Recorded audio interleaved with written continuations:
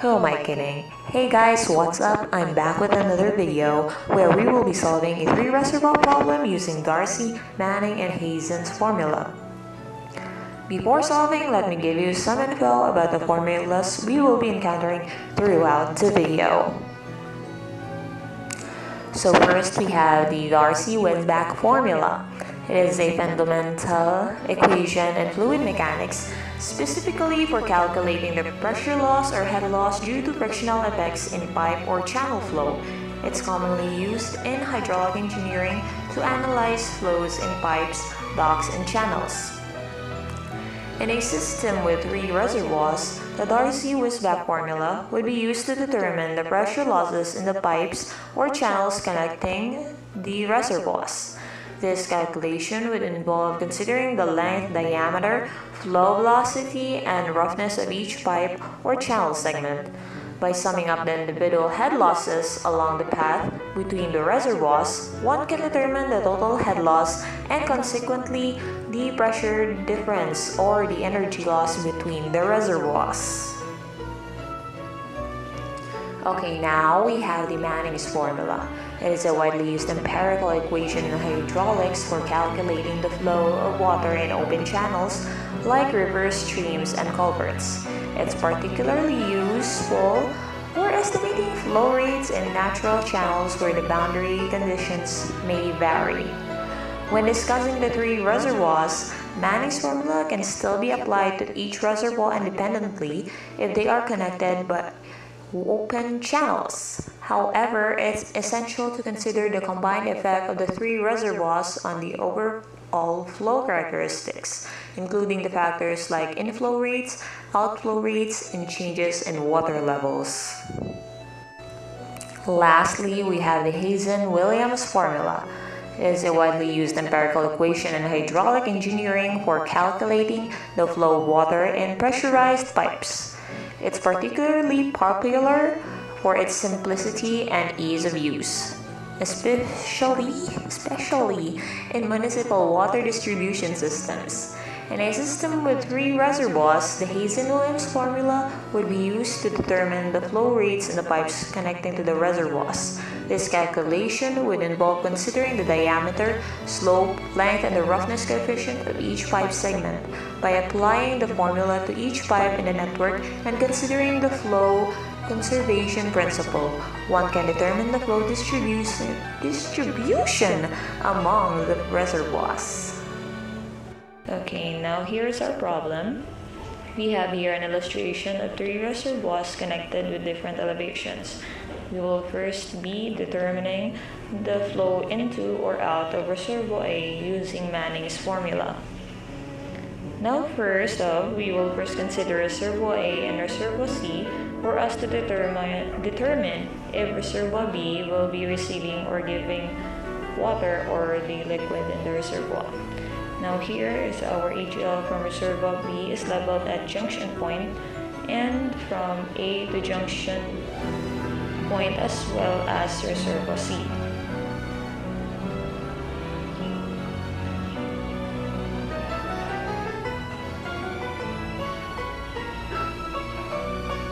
From the elevation of A to the junction point, this will be our head loss 1.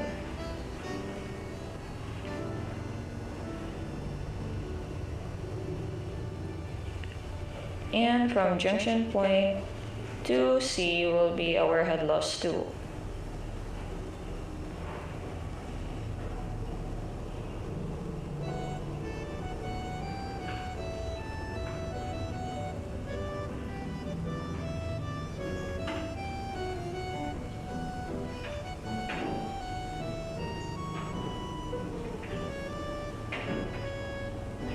We also have our difference in elevation of A and C, which is 29 meters, and elevation A and B having 12.5 meters, which will be the value of head loss 1 and head loss 2 having 16.5 meters.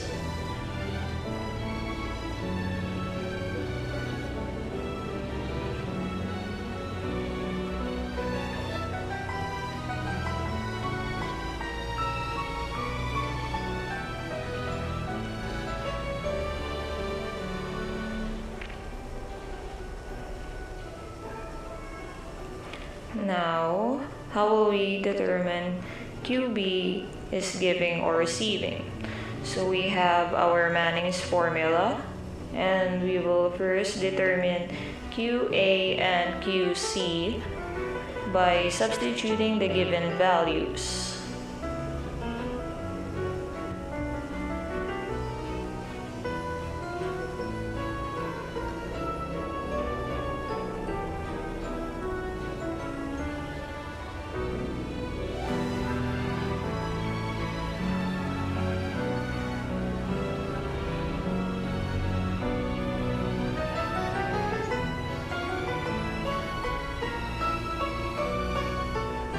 Where QA is now equal to 0.12075422158, and same process when determining QC,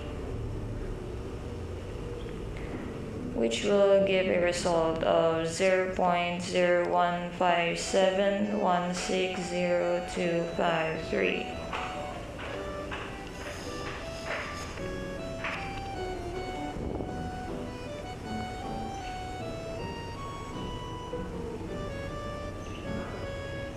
Now, given the results, we can see that QA is greater than QC. With that, we know that QB will be receiving from QA.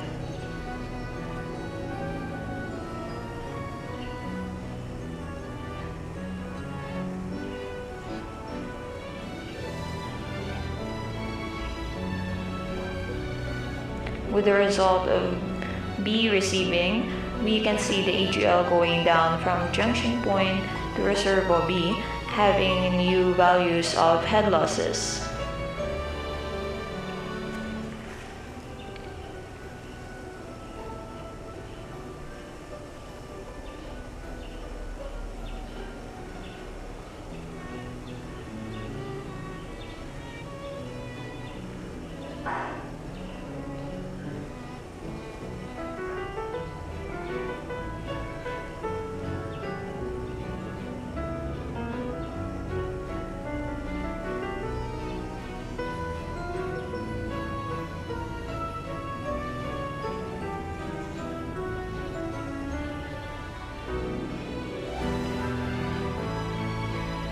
Here again, we write our formula of Manning's and equating it so we can determine our Q.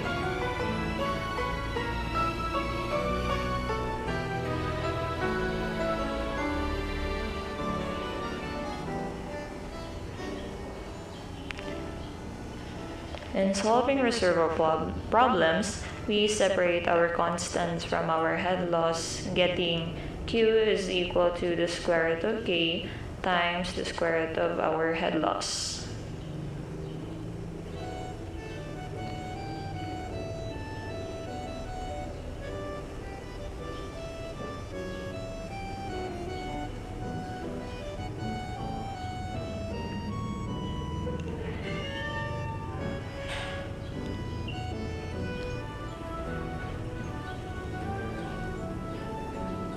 Now, to determine our constant K, we have the equation the square root of D raised to the power of 16 over 3 all over 10.29 n squared L.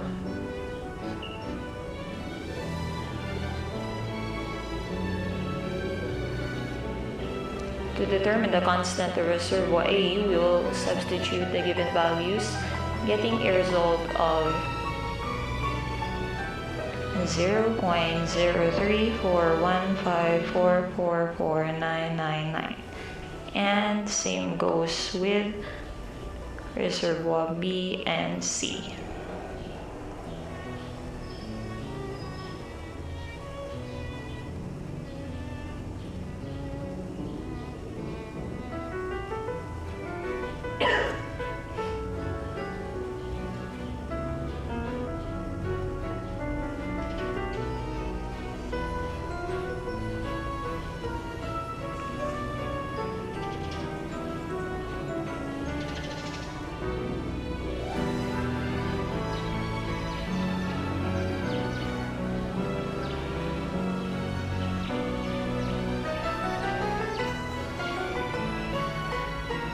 With the equation earlier, QA is equals to QB plus QC, we will replace each with the values of Q, which is K times the square root of head loss respectively. Substituting these values as shown results in the value of our head loss 1.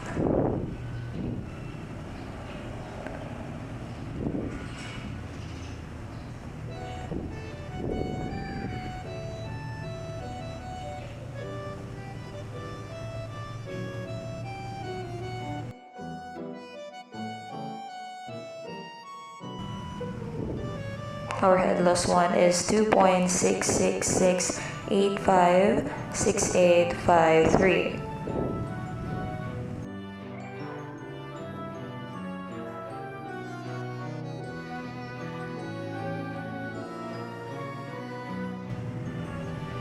Having the value of our head loss, we can now determine our QA.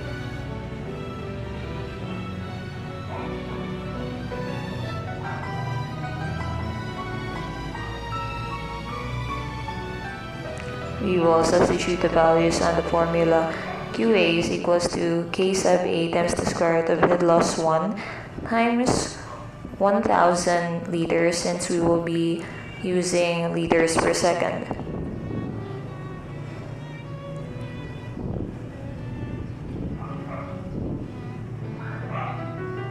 And here our head loss 1.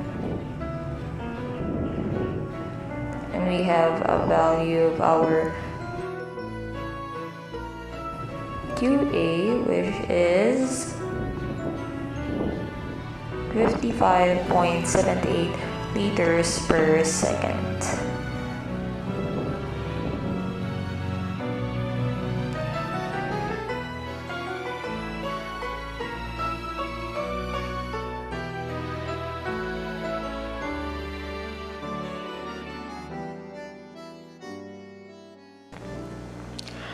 Okay, so now we are here at our second problem, which will be looking for the friction factor using Darcy-Weisbach formula. From the illustration from earlier and our values here shown, we have the head loss 2 and the head loss 1, and also our formula for Darcy-Weisbach, which we'll be using. Okay, so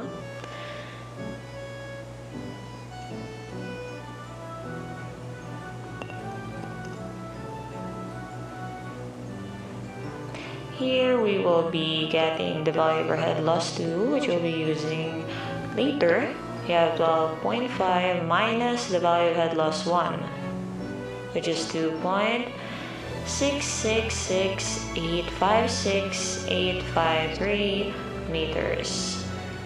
And we will be having the value of our head loss 2 as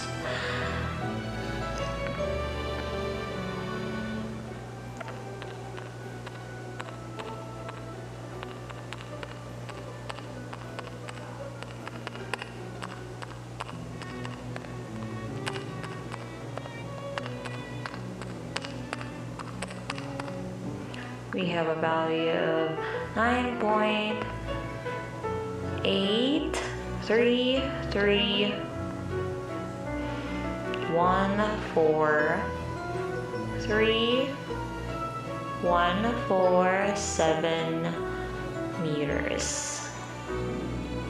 Now having our head loss 2, we will now be getting our discharge 2. So as we did earlier, we will be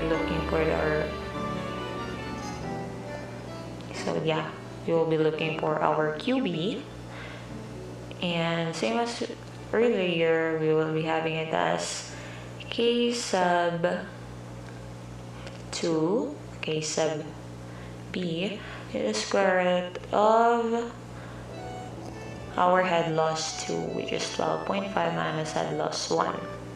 Okay, now we have our value of our K2 earlier, 0.01051260053. And with that, we will be substituting it to get our QB. So we have a value of our QB as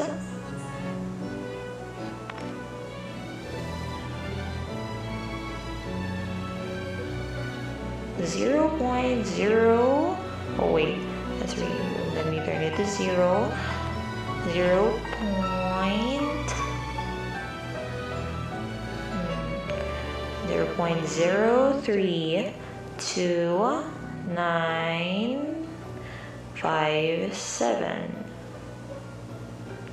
cubic meters per second. Okay, let me write that down. Okay, now with that, since we have our QB, we also have our head loss too, and we also have our values. We will now be substituting it so we can get our friction factor. Okay, so 0. Oh wait. No. Erase. Okay, so our head loss is 9.833143147.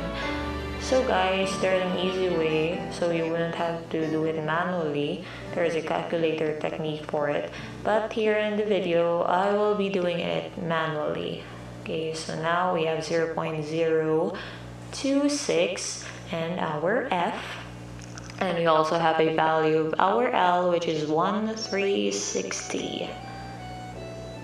360 there, and our QB is 0.032957 and squared all over our diameter, which is 0.2 meters.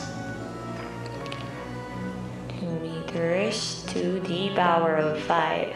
We can do this in our calculator. We can strip solve this after we input it, and the value for our friction factor will be 0.025788531, or we can have it as 0.0258 there. So that's our friction factor.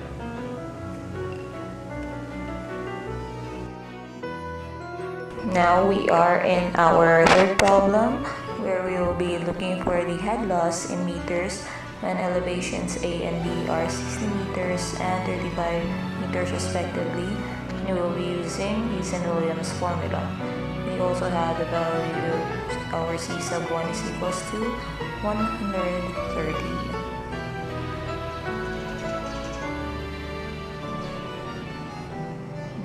The same with the process earlier at our first problem.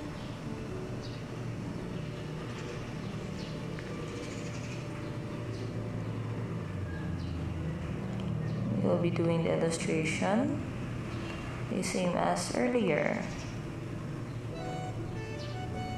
where QA is equals to QB plus QC, and here we have our head loss 1, our head loss 2, our head loss 3. Now from elevation A to C we have 40 meters, and from elevation A to B we have 25 meters. Now we will put the values of our head loss 2 and head loss 3, or rather the equation. Okay, we have head loss 2 is equals to 25 minus head loss 1. And our head loss 3 is equal to 40 minus head loss 1.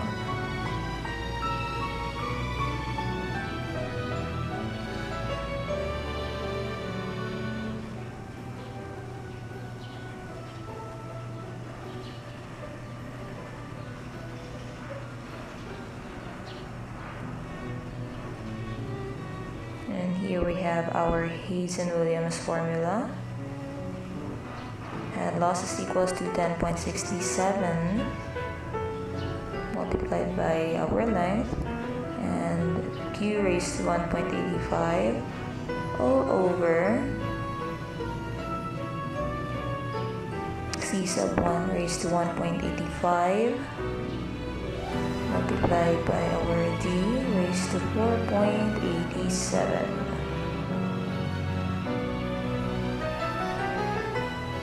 Now, same as earlier, we have our Q is equals to the square root of K and square root of head loss, wherein K1,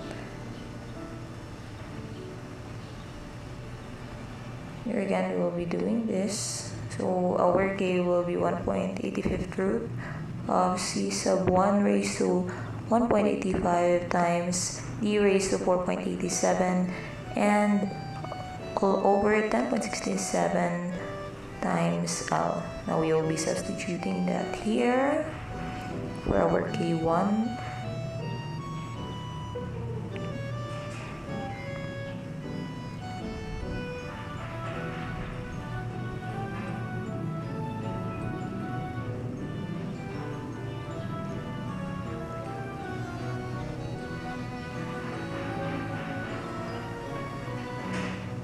We have the value of our K1 0.03415937184, and we will also do the K sub 2 and K sub 3 as well.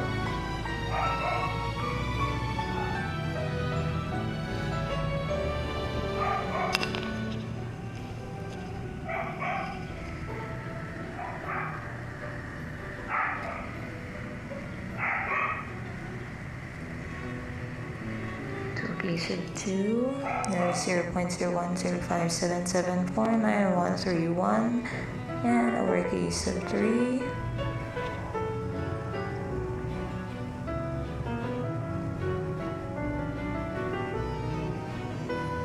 yeah, 4.482716.53 times 10 to the power of negative 3. Now, same process as earlier, we will be substituting these values so we can get our head loss 1. So we have K1 multiplied by the 1.85 root of HL1, and it is equal to K sub 2 with the multiplied by the 1.85 root of head loss 2 and plus K sub 3